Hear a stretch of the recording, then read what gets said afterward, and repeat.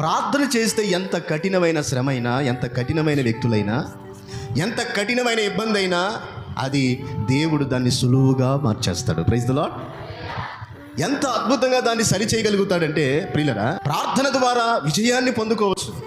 ప్రార్థన ద్వారా ఎంతటి శ్రమనైనా సరే ఆశీర్వాదకరంగా మలుచుకోవచ్చు. Praise the lord.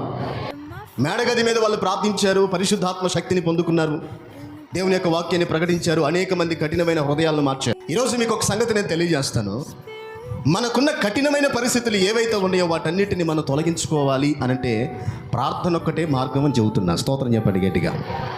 ప్రార్థన లేకుండా ఏ విషయంలో కూడా మనం విజయాన్ని పొందలేము, బలమైన వ్యక్తులుగా మార్చబడలేము.